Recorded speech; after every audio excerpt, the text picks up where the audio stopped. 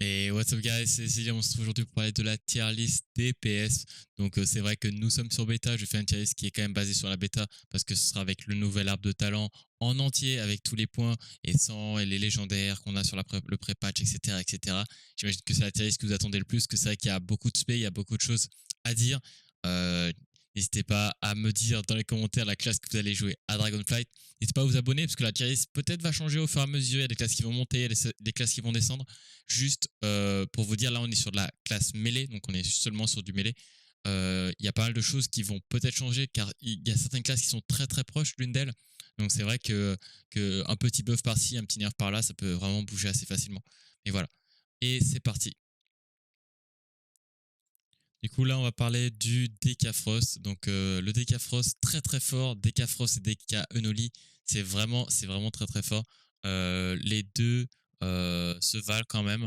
Ils sont en A tier. Alors pourquoi? Parce que le DK Frost est vraiment très bon en single target, donc en mono et en AOE. Hein, franchement, c'est vraiment très très bon. Vous avez deux builds, il y a plusieurs builds possibles, hein, mais il y a deux builds. Voilà. Soit vous perdez un peu de single target et vous oblitérez littéralement tout en AOE. Soit il y a un peu des deux, ça permet d'avoir un mono qui est plutôt bon et un AOE qui est vraiment plutôt bon. Donc ça permet vraiment d'être vraiment très bon dans les deux. Donc ça c'est vraiment c'est super, c'est top. Si jamais vous voulez jouer en termes d'utilitaire, c'est vraiment bien. Vous avez vraiment vous avez la fortitude qui permet justement de vous réduire vos dégâts. Vous avez le death strike donc qui permet de vous heal. Franchement, niveau survie, c'est plutôt bien. Il y a pas mal de petits trucs. Il y a la MZ, la MS, etc. Enfin, voilà, je vais pas vous dire toutes les utilités de chaque spé, hein, vous pouvez découvrir vous-même, mais vraiment, franchement, il s'en sort très très bien. Il y a le Unholy qui est vraiment très fort aussi, du coup, bah, j'ai parlé des deux, qui est vraiment très fort, mais qui est juste un petit peu derrière. Je trouve qu'il manque un petit peu de single target. Je trouvais qu'il n'était pas terrible. Voilà, en termes de single target, donc en termes de mono, en termes de haut, ça peut, voilà, ça peut vraiment, vous voyez, vraiment très très fort. Mais voilà, en termes de single target, c'était pas mauvais, mais c'est vrai que c'était pas impressionnant non plus. Ça restait un petit peu en dessous. Donc voilà, ça reste A tiers. Franchement, c'était des classes très très fortes. Ça vraiment, ça envoie quoi. Du coup, là, on part sur le DH. Alors, le DH, franchement, ils ont vraiment fait du taf dessus et surtout, ils lui ont donné plein de choses. Franchement, le DH sur la bêta, il a vraiment été très très fort. Même sur le prépa, vous pouvez voir si vous avez des bons DH en clé, c'est très très fort. Ça détruit vraiment le kickimeter parce que c'est ultra constant. C'est-à-dire qu'en AOE, vous avez un DPS qui vraiment envoie et en mono aussi. Enfin, c'est vraiment très très impressionnant. DH et en plus de ça c'est vrai qu'ils ont apporté un peu plus de survivabilité 1 2 3 1 2 3 j'arrive pas à parler enfin bah, vous avez compris au DH donc vous avez 5% de leash constant 10% de leash en plus quand vous êtes sous méta enfin voilà vous avez le blur vous avez du coup qui fait grosse réduction de dégâts en fait c'est de l'esquive vous avez du coup la Darkness pour la team, vous avez 5% de Magic Damage, donc de dégâts magiques pour la team quand justement le DH il tape. Enfin voilà, franchement le DH il est vraiment très bon. Donc voilà, si jamais vous voulez jouer DH, c'est une classe qui a plutôt été beaucoup jouée, je pense, honnêtement. Donc ouais, franchement DH c'est mieux que Frost, c'est un tout petit peu mieux que Frost, mais c'est vraiment très léger, vraiment parce que c'est vrai que maintenant ah oui, vous avez le consume magic, donc vous pouvez prendre la magie, donc ça vous donne un shield. Enfin voilà, c'est vrai que voilà, le DH est dans un très bon, très bon positionnement en ce moment. Du coup, le druide, on part sur le druide féral, du coup, vu qu'on est sur les mêlées. Alors, le druide féral, alors c'est super marrant parce que il a jamais été trop joué, il y a très peu de joueurs qui le jouent, mais c'est vrai que grâce à l'arbre de talent de classe, il a gagné énormément d'utilité et là c'est vraiment insane. C'est-à-dire que là, en termes de dégâts mono, c'est très bon. Ça a toujours été fort, il me semble. Faudrait que je demande à Déferral. Qui a toujours été fort en mono. En AOE, des fois c'était un peu compliqué. Alors que là, franchement, ils ont vraiment changé le truc. Et là, franchement, ça envoie du pâté, je vous l'assure. Si jamais vous voulez essayer, je vous conseille d'essayer. Franchement, ça envoie vraiment du pâté en AOE, en mono. C'est à peu près égal qu'un Frost et qu'un Unholy. Pourquoi je le mets juste un peu plus que l'Unholy? Parce que là, en termes d'utilité, il est vraiment au max. Franchement, Enfin, je vois pas ce qu'il y a mieux. T'as le cyclone pour justement éviter un spell. T'as un stomp. Tu peux te mettre en beer form justement pour réduire les dégâts. Enfin, tu peux te heal. Enfin, tu peux mettre envoyer l'incarnation, l'incarne sur un healer. Tu as la bar skin. Enfin, bref, pété. Franchement, au niveau utilitaire, c'était vraiment trop fort. C'est mieux qu'un Oli. En termes de survie, c'est vraiment très strong. Je dirais que même en termes de survie, je le remettrais un peu mieux que le Frost pour le coup. Mais voilà, on est sur une tier list un peu de tout, quoi. On essaie un peu de tout classer. L'utilitaire pour le groupe, utilitaire, on va dire pour soi, pour survivre. Le DPS mono, le DPS AOE.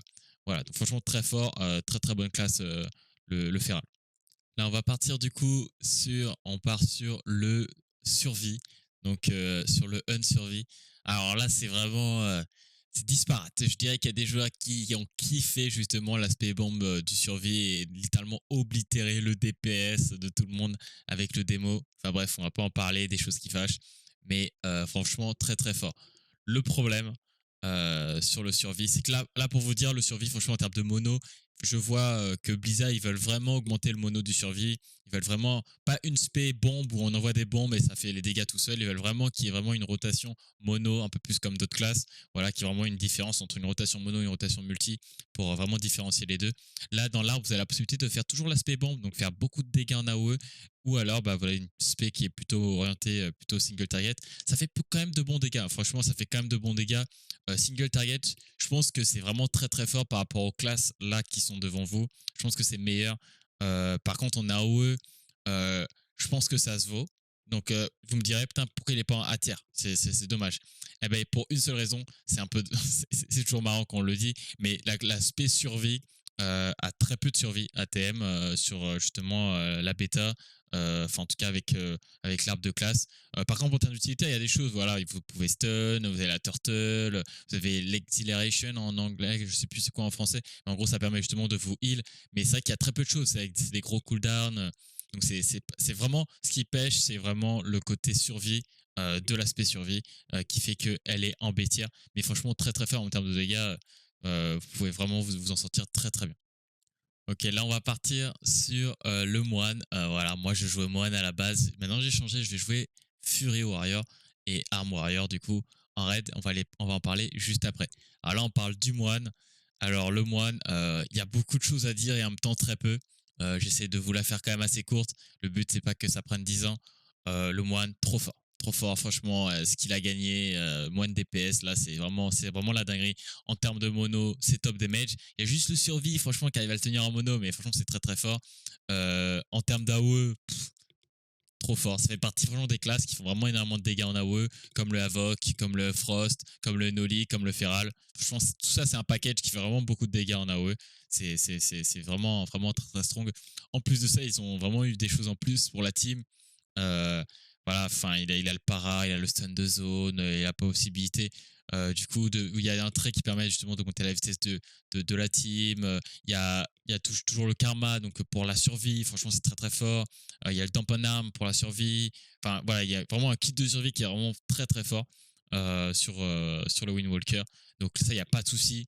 L'utilité au niveau du groupe, vous avez le ring, il y a la possibilité justement de mettre pas mal de choses dans l'arbre de talent. Comme je vous dis, je vais pas vous dire tout l'aspect, enfin tous les talents qu'il y a et tout ce qu'il y a sur le moine. Mais franchement, très fort. La team c'est fort, la survie c'est fort, le mono c'est fort, l'AOE c'est fort. Franchement, il est vraiment là pour l'instant, il est au-dessus. Il est au-dessus du lot.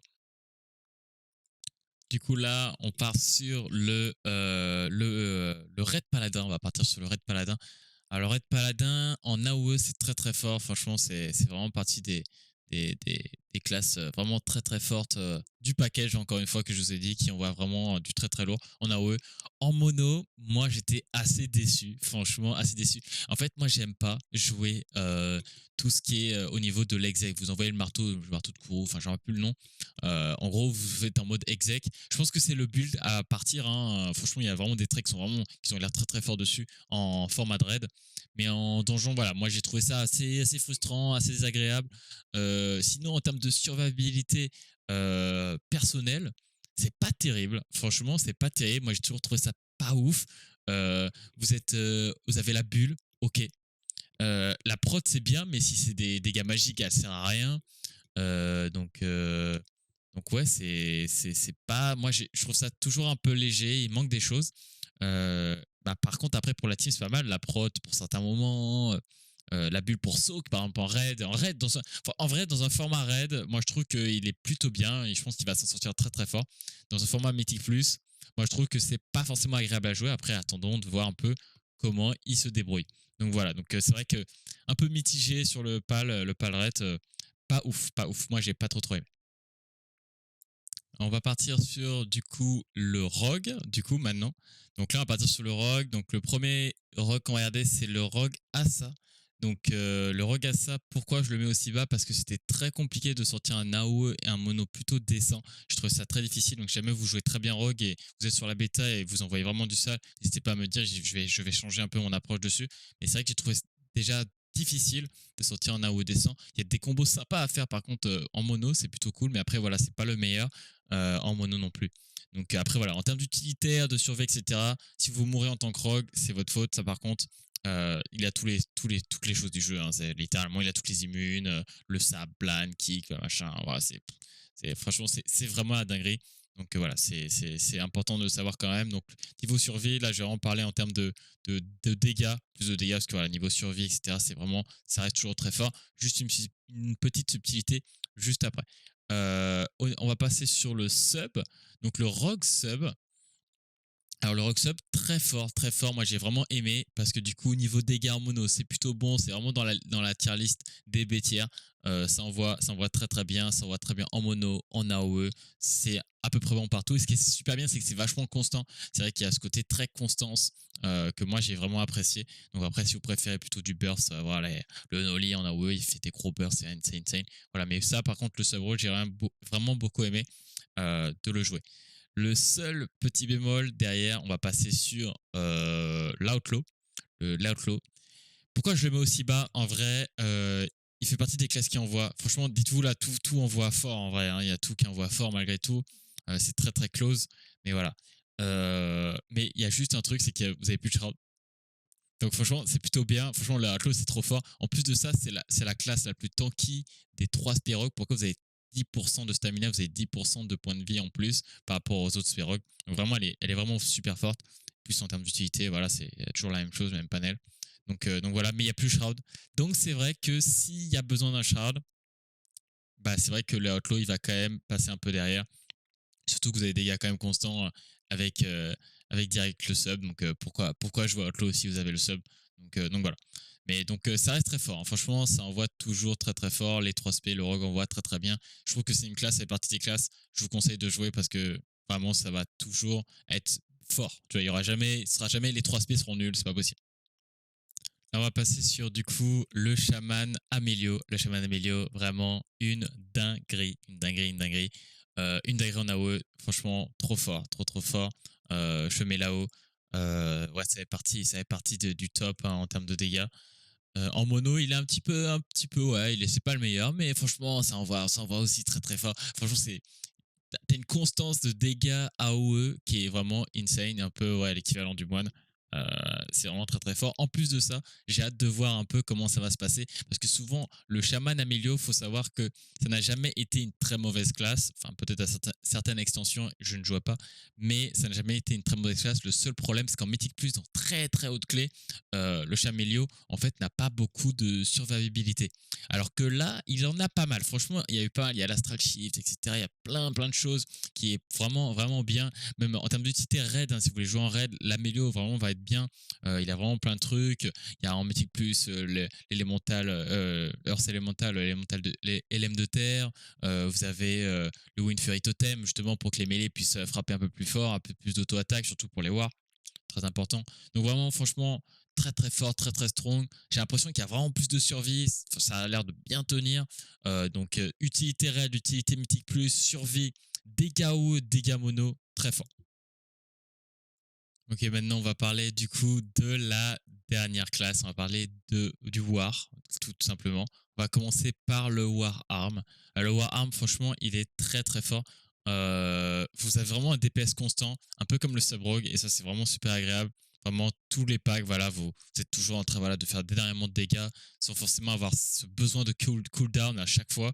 Donc, en plus, en cooldown, bah là, vous faites encore plus de dégâts. Donc, c'est vrai que ça, c'est vraiment super agréable. Donc, en AOE, c'est très très fort, très très strong. Ça fait partie des classes où vous faites le plus d'AOE pour l'instant. En mono, c'est vraiment bon, mais heureusement qu'il y a la phase d'exec parce que vraiment il arrive à s'en sortir grâce à sa phase d'exec. Même sans la phase d'exec, franchement, c'est un voie fort, mais vraiment la phase d'exec du Warhammer, c'est waouh, c'est une dinguerie, c'est jouissif. Franchement, moi je kiffe l'exec du Warhammer. C'est vraiment très très fort. En termes d'utilitaire, bah, pour le raid, vous avez le rallying cry, vous avez des points qui sont vraiment, vraiment intéressants. Il y a souvent, là sur le war, il n'y a que 2 points qui peuvent être intéressants pour la team. Par contre, en termes de survivabilité personnelle, là par contre, le Warhammer est plutôt bon, hein. Franchement, vous en sortez très très bien. Vous avez le reflect, vous avez la possibilité de justement de renvoyer les dégâts grâce au sort. Enfin, franchement, il s'en sort très très bien. C'est plutôt fort. C'est un petit peu moins que le Fury. Là, on va parler du Fury. Le Fury a vraiment plus de choses. Euh, Moi, je mettrais le Fury juste devant. Après, je préfère. Après, c'est plutôt un gameplay que j'aime bien. Franchement, c'est super agréable. En fait, Fury, t'as pas le côté constance, par contre, t'as le côté gros burst. Franchement, c'est vraiment une dinguerie. Gros burst à AOE, c'est vraiment, tu oblitères le pack. C'est-à-dire que t'es full CD, ton full CD, c'est bah, il n'y a plus de pack. C'est vraiment, vraiment très très fort. En mono, je dirais qu'il est un peu moins fort du coup que le Warhammer. En gros, les deux sont pareils. En gros, ils sont vraiment les deux pareils. Par contre, le Fury, il a vraiment plein de choses. Il a la possibilité de se régénérer avec le Bloodthirst. Donc, c'est l'attaque que vous utilisez justement pour générer de la rage. Vous avez justement le Rallying Cry, le Reflect. Vous avez plein de choses. Franchement, en Fury, vous avez maintenant vous avez un trait qui vous permet de vous heal directement sur une cible qui n'a pas forcément. Parce que normalement, il y a un des sorts. Quand vous tuez une cible, vous pouvez vous régénérer sur la cible d'après une fois que vous l'avez tuée. Maintenant, vous avez la possibilité de prendre un trait qui vous permet de vous régénérer toutes les 30 secondes, il me semble. Toutes les 30 secondes, vraiment, ça vous met énormément de HP. Franchement, c'est très très fort. Donc, niveau damage, niveau AOE, niveau mono, niveau voilà, utilité personnelle, franchement, c'est très très strong.